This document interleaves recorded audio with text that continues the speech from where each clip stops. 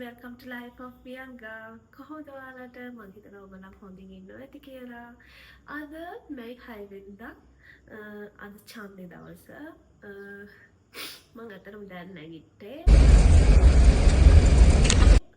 අම්මා කිව්වා ටක් ගාලා රෙඩි වෙන්න කියලා ඡන්දේ දාන්න යන්න. මොකද දවල් වෙදි නැත්තම් ගොඩක් ක්‍රවුඩ් වෙනවා එතන. එහෙනම් ඉතින් මම ටක් ගාලා ලෑස්ති වෙලා එන්නම් ඡන්දේ දාන්න යන්න. 3 hours later. ඔන්න ඉතින් මම මෙතන ඉඳන් වොයිස් කරනවා.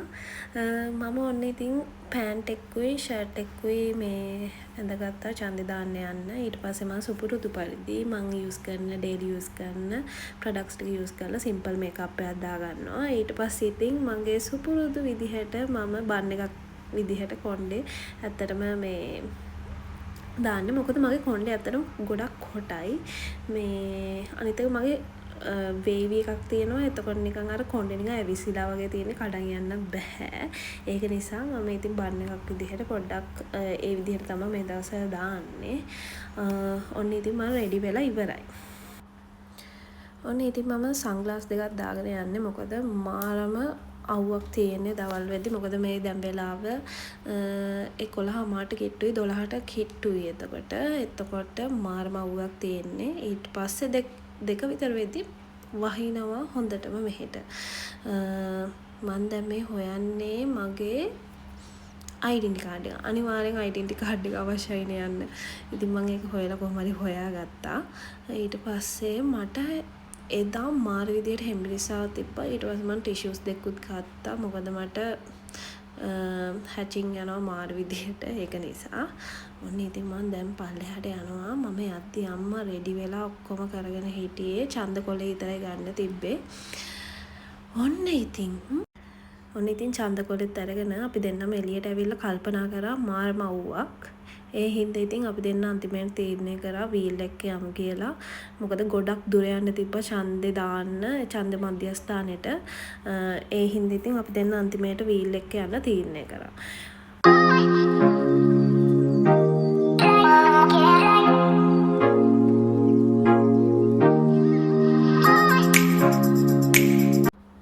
ඔන්න ඉතින් ෆයිනලි ඡන්දේ දාලා එළියට ආවා. ඊට පස්සේ රස්නි හින්දා අපි දෙන්න මේ තැඹිලි බොමු කියලා තීරණය කරා. ඊට පස්සේ අපි දෙන්න තැඹිලි බීලා පොඩි වැඩ වගේකුත් තිබ්බා. ඒ ටික කරගෙන ගෙදර ආවා ඉතින්. අද මේ 7 වෙනිදා ඡන්දේට පස්සේ දවසේ අද මට වැඩ ගොඩාක් තියෙනවා. මේ අද මට මයි 14 හරි 13 හරි වෙඩින්ග් එකක් තියෙනවා. ඒකත් මම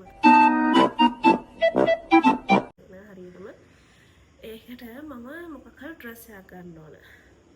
ඉතින් ඒකටත් එක්ක මම අද නුවර යනවා. අම්මත් එක්ක යන්නේ.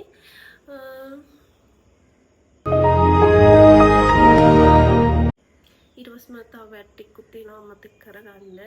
ඒ ටිකත් කරගෙන එන්නත් එක්කම තමයි යන්නේ.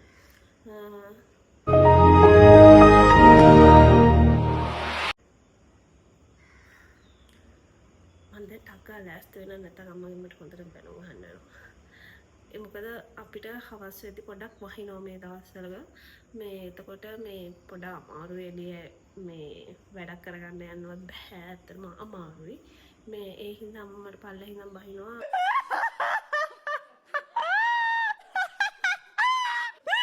මේ බහිනවා නෙවෙයි. ඒ හින්දා අම්මා මට පල්ලෙහා ඉඳන් බනිනවා. ටක්කා ලෑස්ති වෙන්න. අදවත් කලින් ගිහින් කලින් එමු ගෙදර. ලා අම්මා බයිනවා. මං එනත්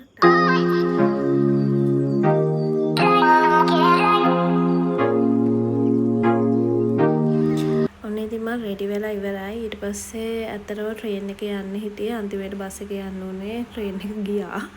ට්‍රේන් එකට යද්දිම ඊට පස්සේ ඉතින් අපි නුවර ගිහින් KCC එකට ගියා. මට ඇත්තටම ඩ්‍රෙස් එකක් බලන්න ඩ්‍රෙස් එකක් ඇත්තටම තිබ්බේ නැහැ.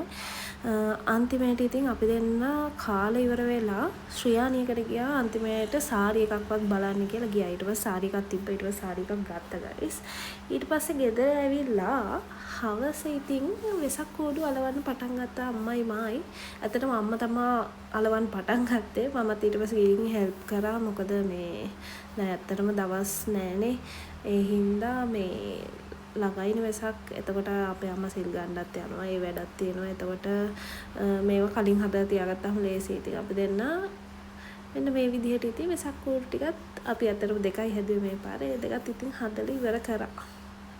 ඇත්තටම මම පස්සේ මේකේ රැලි වෙනස් කරා. මොකද තැඹිලි පාටයි සුදු පාටයි දෙකම මික්ස් කරලා මම දැම්මා. ඉතින් අම්මයි මයි හදපු වෙසක් කූඩු වල කොහොමද ෆයිනල් ලුක් එක and අපේ ගෙදර කොහොමද මම වෙසක් එකට සරසන්නේ හැමදේම බලා ගන්න පුළුවන් මගේ වෙසක් vlog එකෙන්. අනිවාර්යෙන් කට්ටිය එකතු වෙලා ඉන්න. එහෙනම් guys, thank you for watching. Bye.